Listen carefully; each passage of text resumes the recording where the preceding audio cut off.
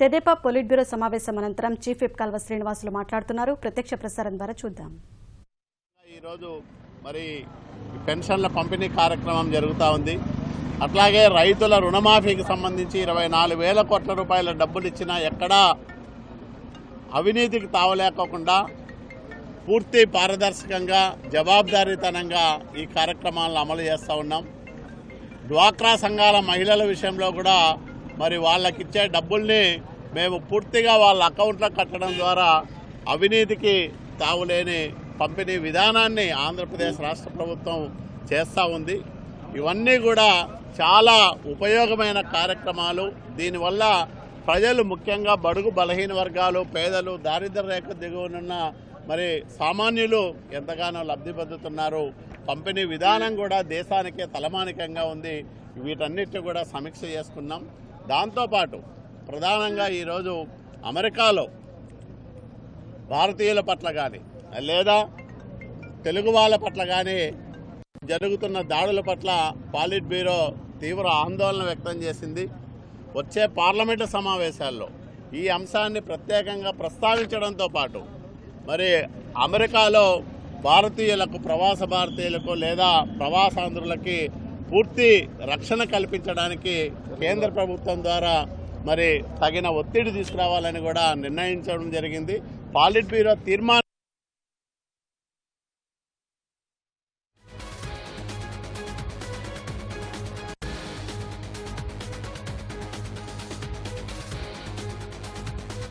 అనేక అంశాల మీద పాలిట్ బ్యూరో చర్చించింది.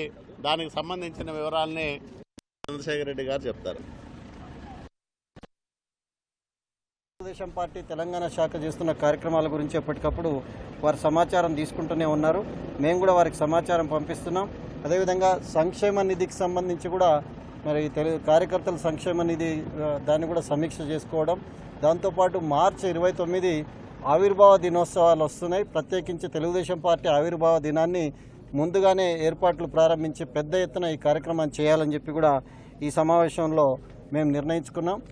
నిరంతరం ప్రజల మధ్యన ఉంటూ ప్రజా సమస్యల పరిష్కారం కోసం కృషి చేయాల్సిన అవసరం ఉందని చెప్పి మరి ఆ రకంగా చేయండి అని చెప్పి చంద్రబాబు నాయుడు గారు ఈ సమావేశంలో మా పార్టీ అధ్యక్షులు ప్రోత్సాహకంగా మరి మాకు తెలంగాణకు సంబంధించిన నాయకత్వానికి సూచనలు వారు ఇవ్వడం జరిగింది.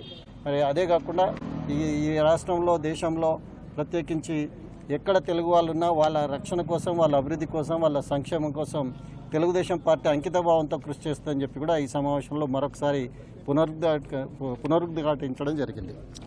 అందరికీ నమస్కారం. ఈరోజు పోలిట్ బ్యూరోలో చాలా సుదీర్ఘమైన అన్ని అంశాల మీద 17 అంశాల మీద చర్చించుకున్నాం. అల్టిమేట్గా ఎల్లుండి last date for filing nominations, ఎమ్మెల్సీలు, లోకల్ బాడీస్. దానికి మేమందరం కలిసి బాబు గారితో కొంత చర్చించిన తర్వాత ఫైనల్ డెసిషన్ అంతిమంగా జాతీయ పార్టీ అధ్యక్షుడికి వదిలిపెట్టాం. ఈరోజు నైట్ లోపల స్థానిక సంస్థలు కానివ్వండి, మళ్ళీ 1-2 రోజుల్లో ఎమ్మెల్యే కోటాల్లో కానివ్వండి అభ్యర్థుల ఎంపిక ప్రకటించడం జరుగుతుంది. లోకేష్ గారికి ఎమ్మెల్సీగా వస్తున్నారు. లోకేష్ గారు శాసన మండలిలోకి ప్రవేశిస్తున్నారు. అదేవిధంగా ఈరోజు ఇంకొకటి కొన్ని అంశాల మీద నిర్ణయం తీసుకోవడం జరిగింది.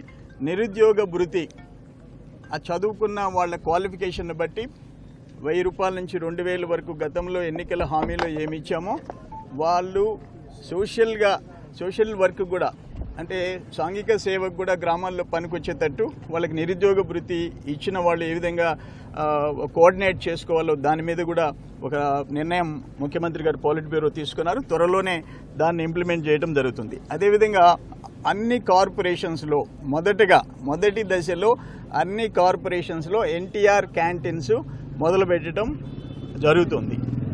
అదేవిధంగా వీధి బాలల సంరక్షణ కొరకు కూడా తొందరలోనే వాళ్ళని ఆర్ఫన్స్, ఎవరైతే అనాథలుగా ఉండారో, వీధుల్లో ఆడుకుంటామో ఇట్లా చేస్తున్నారో, వాళ్ళకి తల్లిదండ్రులు లేక దిక్కు లేక ఉండారో వాళ్ళకి కూడా వాళ్ళ సంరక్షణ కూడా ఎలా చేయాలో త్వరలోనే గవర్నమెంట్ నిర్ణయం తీసుకునే విధంగా పాలిట్ బ్యూరోలో ఒక నిర్ణయం తీసుకోవడం జరిగింది. అట్లే మూడంచెల వ్యవస్థ, స్థానిక సంస్థల్లో 3 అంచెల వ్యవస్థ పునరుద్ధరించాలని కేంద్రాన్ని కూడా అపీల్ చేయటం చేయాలని చెప్పేసి ఒక నిర్ణయం తీసుకోవడం జరిగింది. 3 times ఇస్తారు. త్రీ టైర్ అంటే సర్పంచి అండ్ మండలాధ్యక్షులు, జిల్లా పరిషత్ చైర్మన్. ఆ పాత ఎన్టీ రామారావు గారి టైంలో ఉన్న 3 అంచెల వ్యవస్థను మళ్ళీ పునరుద్ధరించమని కేంద్రాన్ని కోరటం జరుగుతుంది. అట్లే ఏకకాలంలో ఎన్నికలు జరపాలని కూడా కేంద్రానికి ఏదైతే ఈరోజు కేంద్ర ప్రభుత్వం ఆలోచిస్తుందో దానికి మద్దతుగా ఇక్కడ పోలిట్ బ్యూరో కూడా నిర్ణయం తీసుకున్న విషయాన్ని శాసనసభ లోక్సభ ఎన్నికలు ఒకే దఫా జరగాలనే దాంట్లో తెలుగుదేశం పార్టీ జాతీయ పోలిట్ బ్యూరో కూడా మద్దతు ప్రకటించింది. అట్లే తెలుగు భాష విషయంలో కూడా కంపల్సరీ భాషని ఏ విధంగా ఇంప్లిమెంట్ చేయాలనే దాంట్లో కూడా పోలిట్ బ్యూరో నిర్ణయం తీసుకుంది. పునర్విభజన చట్టం చేయాలనేది ఏదైతే విభజన హామీలు ఉన్నాయో వాటన్నిటిని చట్టం చేసే విషయంలో మరింత ప్రెషర్ కేంద్ర ప్రభుత్వం మీద తెచ్చేదానికి నిర్ణయం తీసుకున్నాం. అట్లే స్మాల్ అండ్ మీడియం ఇండస్ట్రీస్, చిన్న మధ్య తరహా పరిశ్రమలకు సంబంధించిన ఎంఎస్ఎంఈ అథారిటీ ఒకటి ఏర్పాటు చేయాలని కూడా ఒక నిర్ణయం తీసుకోవడం జరిగింది. విశాఖపట్నంలో పార్ట్నర్షిప్ సమ్మిట్లో దాదాపు 10,50,000 కోట్ల ఎంఓయూలు రావటం, 4 లక్షల దాదాపు 20 లక్షల మందికి ఉద్యోగాలు వచ్చే అవకాశాన్ని గురించి కూడా సమీక్షించుకున్నాం. దాని విషయంలో కూడా పోలిట్ బ్యూరో హర్షాన్ని ప్రకటించింది. నదుల అనుసంధానం విషయం కానీ, తెలంగాణలో జరిగే ఇరిగేషన్ ప్రాజెక్టులు, ఆంధ్రప్రదేశ్లో ఇరిగేషన్ ప్రాజెక్టుల నిర్మాణానికి చాలా తేడా ఉంది.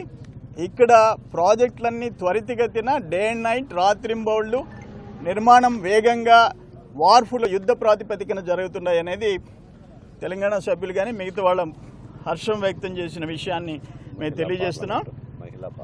అట్లే మహిళా పార్లమెంట్ కానీ, అక్కడ పార్ట్నర్షిప్ సమ్మిట్, ఇవన్నీ ఆంధ్రప్రదేశ్ రాష్ట్రానికి గౌరవం పెరిగే విధంగా ఆంధ్రాలో జరిగినాయి అనేది పోలిట్ బ్యూరో వ్యక్తం చేసింది.